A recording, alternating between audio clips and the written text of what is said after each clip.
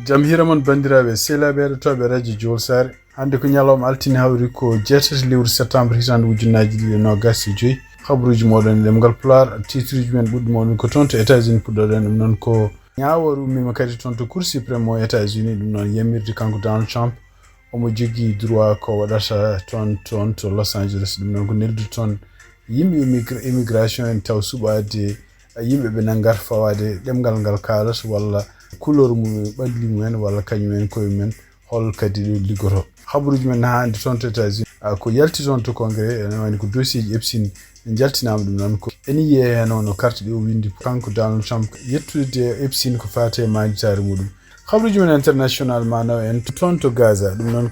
kanko Benjamin Netanyahu law makko nene kontina hande momtude ɗeɗo kuɓeje towɗe toon habruji men ma naw en toon to Côte d'Ivoire ɗum noon e wayno conseil constitutionnel mo Côte d'Ivoire yamiri wonde oɗo sa joni ko candidat joyi tan candidat ji keftinaɗi pour woteji baɗoji ñande nogas joyi lewru octobre tan ujunnaji nogas joyi cakkitoɗen habruji men ko toon to Mexico hono kamɓe Soudan du Sud ɓe mbawi artirde neɗɗo Mexico naɗo jaltinonoɗo Amérique ɗum noon nawa toon to Soudan du Sud ɓe Mexico naaɓe ɓe mbawi jaɓɓade oɗon neɗɗo cakkitortoɗen habruji men international ko jokkodirde Tidiane Niang o wawa rokkude en toɓɓere nde jogui ko fati ceftal ɓalli ko ɗum won titruji men ɓurɗo mawnude oɗo journal mami mbaɗan toon hande kadi oɗo ñalawma altini jeetati lewru septembre hitande ujunnaji ɗiɗi nogas joyyi ko musidɗo mon Amadou haalta e moɗon. أعزائنا المستمعين إذاعة جول ساري تمد لكم يد من أجل أنها تتعامل معكم من أجل أنها تشتغل معكم. إذاعة جول ساري فتحت أبوابها بوجوه جميع اللي راغبين بأنهم يتعاملوا مع إذاعة جول ساري داعين الولوفيين البرارين الحسانين والسونيكيين وما يميز حد عن حد. إذاعة جول ساري تقدر تروج إعلانات وتحسيس وتغطية. إذاعة جول ساري موجودة من أجلكم. سعادتنا تكمل بالتعامل معكم. راديو جول ساري انترناشونال. radio mon radio Jowol Sare ari wedde on jungo ngam yidde gollodade e mon e kala fanno no jidirɗon faltaki capato pullo so ninki e wolof e kala leñol so jiddon ko waɗanede publicité reportage communiqué e erango radio Jowol Sare wonan ɗo ko onon weltare amen ko liggodirde e mon ɗum noon bisimilla mon.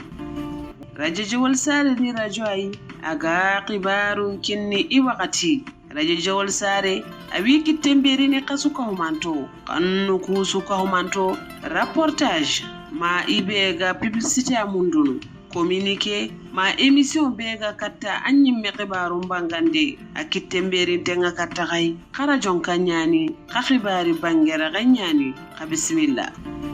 radio Jowol Sare mu ngi leen di talal loxo ngir ànd ak yéen liggéey tukulóor naar soninke bi olof bàyyi wuñu kenn képp ku fi ñëw lépp loo bëgg ñu defal la ko ni nga ko bëggee muy publicité communiqué radio Jowol Sare tàllal na leen loxo yéen ñëpp képp kuy xeet boo xamante ne yaa ngi ci àddina bi rek radio Jowol Sare mbégteem ak bànneexam mooy ànd ak yéen liggéey kon bismillah. bandiraɓe sehlaɓe heɗotoɓe radio Jowol Sare jamhire mon an binɗen gardidi men ni ono kamɓe Cour suprême mo États-Unis donc suudu ñawore ɓurdu tonde ene wayno ɓe mbaɗi kandi hande ñawore ɗum noon ñawore nde kadi ko yimɓe jeegom conservateur uji jeegom ɗi ɗum noon ko kamɓe en dokki kanko Donald Trump kadi victoire hande e nder victoire mum dokkimo noon ɓe mbi wonde ko cuuɗi ñawoji gonɗi less surtout suudu ñawore wonde toon to Californie hono kanko juge Mam Pong ñawore nde wonno wiide wonde ko kamɓe immigration ko mbaɗata toon to Californie surtout toon to Los Angeles dartude yimɓe nangude ɗumen fawade ɗemgal ngal kalata fawade hol sifaji ɓandu men walla sifaji couleur ɓalli mumen walla kañum hol liggeyaji liggoto ko ɓuuri hewde en ɗum ɗo en ko hunde yaɓɓude kuule États-Unis ko yaɓɓude kadi kunde ndimagu kala haqqi innamade toon to Los Angeles kono e wani ko kamɓe Cour suprême ɓe dokki kanko Donald Trump yamirore walla doole wiide wonde ko mo jogui droit wadde ɗum ɗon yo continue ko waɗata toon to Los Angeles ko ɗum noon wayno ko seppoji kadi nene continue oɗo saha joni siftinde on tan kadi ko kanko Donald Trump omo continue wiide wonde ko non seulement ko wona Los Angeles kono kala guure takkiɗe ɗum toon to Californie e ɗum ɗo surtout ene état ji démocrate en ɗum goni ma continue kadi neldude non seulement yimɓe immigration mais kadi neldude gardeji walla militaire uji jaada e ɓeɗon pour rende ɗumen ɗum noon wayno ko hande kanko Donald Trump omo continue jogade gonga surtout ene taw ko Cour suprême mo États-Unis continue ko demo gonga ɗum ɗo nan kadi ko hunde fuɗɗinde jibde oɗo saaji woni haraleɓe hewɓe surtout haraleɓe ko fate gandal ko fate droit ko kalata mbi wonde ko kamɓe suprême cour suprême ko mbaɗata joni ko en wayno ko hunde kadi nde ganduɗa en hay goto famani surtout e konngol makko kanko biyeteɗo Cecilia Wang ɗum noon ko kanko woni directeur ko mbiyata American Civil Liberty Union ACLU e nder ko haali wi wonde ko oɗo saaji en cour suprême ko waɗata ko gueɗe ɗe ganduɗa en ala fof ko pirti par ce que gueɗe ɗe waɗaɗa en surtout yen salade ñawoje cuuɗi gonɗi less donc cuuɗi tribunal uji gonɗi less e kadi kamɓe koye mabɓe fawde ñawore taw ñawore nde kadi famnude holko woni sababu ɓe mbaɗi ndeɗo ñawore oy ɗum ɗon ko hunde nde meeɗani yiyede Amérique kono ko wawi wonde foof eɓene continue ɓe kaala mbi wonde ko ɗum ɗo en koɓe mbaɗa ɗo ko ɗo sa joni ene wayno kene ɓeydo tan bonnude hoolare yimɓe ko ɓuri hewde américain ji jogani cour suprême mo États-Unis ɗum noon ko ɗum woni ko kamɓe haraleɓe koɓe kalata ɗo saji ko wawi wonde foof kanko Donald Trump eɓen continue ha hande gueɗe ɓe mbaɗanno toon to Los Angeles ha hande kadi ko yalti e ñalawma hono kamɓe sarɗiyankoɓe ɗum noon ko suudu représentant ji ɓe mbawi kamɓe koɓe yamirde koppiji wonde kayitaji ene wiye manditare makko ɗum noon ko deftere yimɓe hewɓe bindimo en jettamo kanko Epstein ɗum noon koye hitande ujunaji ɗiɗi e tati e ndeɗon deftere kadi ene wayno ko yalti hen hono kanko Donald Trump gueɗe ɗe o windi ɗeɗon gueɗe kadi ne holla hen hono kanko Donald Trump haalino gueɗe kewɗe wi wonde ko omo duwi kadi ene wayno ko ɗum ɗo kadi ma continue yaarude yesso e surtout kadi ma continue moftude secret ji gonɗi hakkude mabɓe ɗum noon siftindon tan ko Donald Trump ɗum ɗo nde fuɗɗi yaltude nde hen hono kanko Donald Trump ene wayno portini plainte hono Wall Street Journal ɗum koye mois de juillet ɓen ɗo wiide wonde ko meeɗan windude net walla meeɗan desinde Wall Street Journal takkimo ko e ɗum noon e oɗon note kanko hoore makko portini plainte contre oɗo journal e jeyɗi ɗum hono kanko biyeteɗo Rupert Murdoch ko yoroɓe ko ne billion ngaji sappo ɗum ɗo kadi hande yaltinede ɗum ene wayno ko kanko Donald Trump nen ɓeydo tan addude caɗele donc e nder notuji bindaɗi hen kanko Donald Trump signature makko ne less o dessini hen ko ɓandu debbo e ɓandu debbo ndu kadi mo dessini hen gueɗe kewɗe mo haali hen ko gueɗe ɗe ganduɗa e ko gueɗe kadi ɗe ganduɗa hen kanko Donald Trump mo continue wiide wona kanko windi ɗum ko wawi wonde fof ɗum ɗo kadi ene wayno ko kamɓe tuyen démocrate en wonɓe toon to suudu représentant ji siftindon tan suudu représentant ji mo États-Unis ko kamɓe républicain jogui toon kewal kono hono kanko Robert Garcia ɗum noon ko kanko jeeya koye ardiɓe démocrate en toon suudu représentant o wi wonde ko Donald Trump koko continue ene semtani yimɓe ko ɓooyi par ce que wino kañum hoorumum ko meeɗani kañum hoorumum tawede ko wiyete manditare kanko Epstein kono ko yalti hande ene wayno ɗum ɗo natti wonde gonga wi wonde ko joni ɓe gandi ko kala ko Donald Trump haalanno ko fate Epstein ko fenante ɗum noon e wayno ko ɗum ɗo kadi eɓeno kamɓe poɗodira ko fate ɗum donc suunade hande ko yalti e journal oɗon e ndeɗo deftere ono kamɓe donc hande ko jiida tan e deftere nde ɓe jaltinde e deftere nde kadi tako manditare makko hitande ujunaji ɗiɗi tati koɓe jaltini kadi gueɗe goɗɗe ɗe ganduɗa ene jaɓodiral hakkude makko kanko Epstein e kamɓe avocat ji wonɓe toon to Florida banggue worgo Florida district Florida mbiyat ɗum e gueɗe kadi kene abbo e capantati hitande e gueɗe baɗɗaɗe e nder kanko deftere makko wande yimɓe contact uji yimɓe donc siftindon e hande article ko haalata kadi article o kadi ko BBC haali ɗum mbi wonde ko limtaɓe taw jeeyano ko sehilama makko en jeeyan hono kanko ancien président Bill Clinton kono ene wayno ko tugnade kadi koɓe jokkodiri e fondation Bill Clinton ene wayno ko kamɓe Bill Clinton en ɓe mbi wonde ko Clinton andidirino e makko kanko Epstein ko ɓooyi kono anda haydara e crimaji ɗi waɗanno e oɗon saha donc ene wayno ko wawi wonde foof kamɓe sarɗiyankoɓe ɓe jaltini hande kala document ji partenaire Epstein e ɗum noon tuggi hitande ujunaji ɗiɗi e tati habruji men international guiɗoɗen ko toon to Gaza ɗum noon tugnade kadi ko yalti Al Jazeera hono kanko premier ministre Benjamin Netanyahu o wawi kadi rentinde yimɓe ganduɗa hoɗɓe toon to Gaza ɗum noon e caggal nde kadi kanko hoore makko tini wonde ko kamɓe Nations Unies eɓene continue hande oɗo saa joni e batuji mabɓe garoji pour wiide wonde ko kamɓe Israel gueɗe ɗe mbaɗaɗe ko ɓurti hankadi ko wiyete génocide e ɗum noon e tugnade konguɗi kanko biyeteɗo Volker Turk ɗum noon ko kanko woni commissionnaire ko fate haqqille maade toon to Nations Unies o haali wi wonde ko Israel naaɓe e laamu muɗum surtout laamu kanko Benjamin Netanyahu ko mbaɗata ko crimaji e crimaji limtaw o haali kadi o wi surtout yenna gueɗe ɗe bonnata bonnude ko fate inna maade to foti wuurde walla ko foti wurno ɗum fof kadi ko crimaji kamɓe Israel mbaɗata ko way wonde fo en wani ko kanko Benjamin Netanyahu ɓe no continue hande bonnude nokkuji ɗe ɓeɗo yimɓe Gaza naɓe konno e bonnude kadi kala ko fati e gueɗe ɗe ganduɗa bawɗe wurnude ɗumen ɗum noon hadde ɗumen ko ñamde ɗum fof ko hunde limtande e ko fati génocide ko wawi wonde fof en wayno ko oɗo sa enen ɗamina wonde ko lewru nduɗo no gonɗen hono kamɓe Nations Unies maɓe ndendi toon e kadi en ɗamina won leyɗele won taw surtout taw ko Europe ko wayno Espagne ko wayno France e ko wayno Angleterre kañum woni min ma continue décision mo ƴeftuno pour wiide no keftina état Palestine oɗo sa joni noon wayno ko hayso ɓeɗon keftinama tawde kamɓe Israël naɓe ɓe no continue non seulement bombardude wuro ko ɓurno mawdude wuro Gaza ngo bonnude kala kuɓeji towɗe gonɗe hen kono noon kadi ne wayno ko menace ni hay nokkuji goɗɗi gonɗi so banggue administration Palestine to woni to yamirde yimɓe ɓe ganduɗa taw ko walla juif en biyeteɓe settleur nadde nokkuji ɗi ganduɗa taw ko jeeyi Palestine naɓe ene mbaɗa hen doole mumen walla ene mbaɗa peeje foof beele fitinaji ne gona hakkude mumen e Palestine naɓe tawde kamɓe koɓe joguiɓe Palestine naɓe ngala droit jogitade wawi wonde fof ɗum ɗo kadi ko hunde nde ganduɗa ene continue wonde caɗele no fewi ko jira ɗum toon to Tunis tugnade hande habruji gumriɗi toon hono fedde wotere wiyetede global sumud flotilla ɗum noon e wayno ko ɓeɗo ko yimɓe kadi rendinan noon yimɓe hewɓe pour jolni ɗumen batuji ɗi tan mbaɗi ñamde walla kadi ne mbaɗi yimɓe seppoɓe neldi ɗum toon to Gaza ene wayno ko batu mabɓe min mbi hande won drone no neldama hen sumi oɗon batu ko hunde nde ganduɗa kamɓe oɗo ndeɗo fedde ɓe kaali ɗum toon ɓe mbi kono noon ne wayno ko kala ko wonno nder toon surtout yimɓe wonnoɓe hen e yimɓe kadi kondiranoɓe oɗon batu hay goto men gañaki hen kono noon ene wayno ko caggal mum kamɓe garde national mo Tunisie surtout wonɓe toon renoɓe maayo ɓe mbi wonde ko caggal nde ɓe mbaɗi enquête kadi enquête mabɓe ne continue hande kono ɓe jiyani e nder weeyo mabɓe drone naɗɗo e weeyo mabɓe ha ken yana kaɗo laana ko wawi wonde fof ene wayno ko ɗeɗo laaɗi kadi gonno ko fewnitade ene ɗanno toon to Gaza taw kadi jogui yimɓe en gonde batuji goɗɗi kewɗi pour wawde dartade blocus ɗum noon kamɓe hadde nde ganduɗa kamɓe Israël ɓe mbaɗi toon pour hadde Palestine naɓe hebde kala ko fate ñamde e kala ko fate jaram kontinde lebtude Palestine naɓe hadde ɗumen ñamde ɗum noon warde ɗumen par heege ko wawi wonde fof ene wayno ko e nder batuji e nder ɗeɗo laaɗe jaaha en teskira hen hono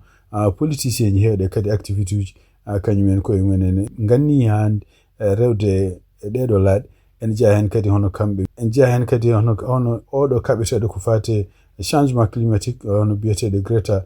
Thunberg en jeeya hen kadi hono kanko gonno mennoɗo wonde maire Barcelona on Ada Kolu ɓeɗo fof en waɗi hen kadi italien ji 4 taw ko yimɓe sarɗiyankoɓe ɓeɗo fof en ko yimɓe ganduɗa en ɗaminama jolle ɗiɗo batuji pour ummade toon to Tunisie faade toon to Gaza toon to Mexico e tugnade kadi habruji gumriɗi toon to Al Jazeera hono kamɓe Soudan du Sud ɗum noon ko ɓe mbawi artirde neɗɗo goto mo ganduɗa guittunoɗo ga to États-Unis oɗon neɗɗo noon ito déporteno ko mois de juillet faade toon to Soudan du Sud e ɗum noon kadi ene wayno ko caggal nde kamɓe Soudan du Sud nde ɓe jaaɓi wonde jaɓɓade oɗon ene wayno ko ɓe pellisi ɓe gartiri oɗon neɗɗo hande toon to Mexico tugnade hande habaru gummiɗi toon ene wayno ko kamɓe Mexico naɓe kamɓe ne ɓe jaɓɓimo oɗon neɗɗo no fewi ɗum ɗo fof ko peeje ɗi ganduɗa kanko Donald Trump waɗata ɗiɗo lebbi ɓennuɗi surtout en dakkodirde won leyɗele won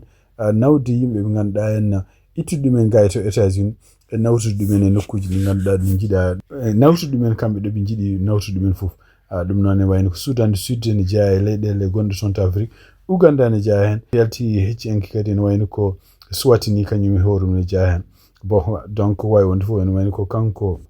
biyeteɗo Jesus Munez Gutierrez ene wayno ko kanko mo jeeya yimɓe jeetato taɓe toon to États-Unis nawaɓe toon to Soudan ɓe nawano toon to Soudan ko ñande 5 lewru juillet caggal nde kamɓe koye mabɓe ɓe gone e kasoji immigration dumude juɗe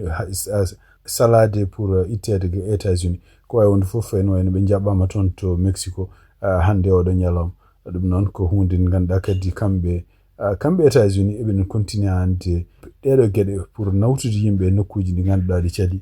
sifti ɗon tan ene wayno ko aljuma ɓennuɗo o ɓe mbawino kadi kamɓe koye mabɓe windude lettere kamɓe immigration e avocat ji kanko biyeteɗo Abrego Garcia pour wiide kañum hoore mum koko nayeto toon to leydi Afrique mbiyetede Swatini kono wayno ko avocat ji Abrego Garcia nane continue haɓede pour wiide surtout ene tawa mo jogui ñawore gasani o fotani yaltinede leydi ɗum kadi ko ɗum woni constitution ko rokkimo kono noon en même temps kadi ɓe mbawi wiide wonde ko ɓe gudditi dossier goɗɗo kadi caggal nde o yaltinono ñanden to États-Unis o yeehi toon to El Salvador tawɗo naati ndiɗo leydi omo jogii haqqe wadde ɗaɓɓande wonde pour sornaɗo e États-Unis donc andaka taw ko jogori kewde makko kono noon e wayni ko ɗum woni ko kamɓe immigration e laamu makko kanko Donald Trump ko ɓe continue wadde oɗo sadio. Habaruji men international toon to Côte d'Ivoire e tungnaade kadi e journal biyeteɗo Jeune Afrique e kamɓe APA News kadi ɓe kaali ɗum version men française hono conseil constitutionnel gonɗo toon to Côte d'Ivoire en wayni ko ñalawma altine hannde ɓe mbi yimɓe suɓaɓe waaɓe wonde candidat ji pour woteji baɗoji ñande 25 lewru octobre hitan ujunnaji 25 en wayni ko yimɓe joyo tan ɓe cuɓi hen donc en wayni ko ene jeeya ko teskira e ɓeɗon suɓaɓe hono kanko biyeteɗo Henriel Lagou ɗum noon e wayni ko ardi ko groupement des partenaires politiques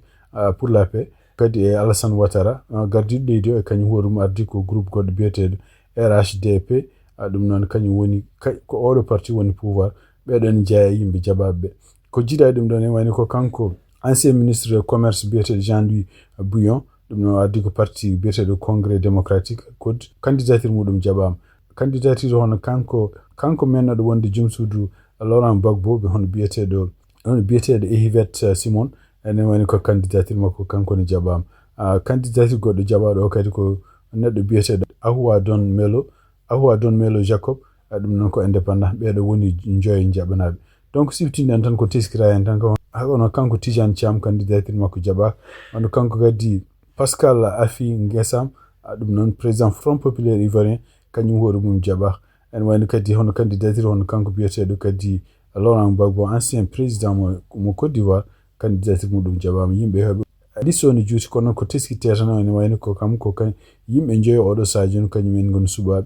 taw kanko président Alassane Ouattara omo jeeya hen ɗum ɗo ene wayno ko candidature makko laabi nayyi pour ardade leydi Côte d'Ivoire. Habaruji men international cektorɗen ko jokkodirde Tidiane Niang ko goto joɗaniɓe toon to Nouakchott e kadi ko karala ko fate coftal ɓale. Tidiane Niang bisimilla. jam hira mon musidɓe tedduɓe hettiyankoɓe haalirde radio Wolsare joni kabaruji men coftal ɓalli gadorɗen kabaruji men coftal ɓalli koye nder leydi Mauritanie hello men tournomaji Fouta hitande ujunnaji ɗe 25 gasi ha laaɓi kihiɗe hande tournoi fedde ƴellitare gorgol to wuuro Jowol kippu commune mo Nere Walo kañum wawi hebde polgue yesso kippu commune mo Ɗal hay taw ko loggi ɗiɗi e ndiga loggi commune mo Nere Walo wawi addude ɗum ko biteɗo Mamadou Gangue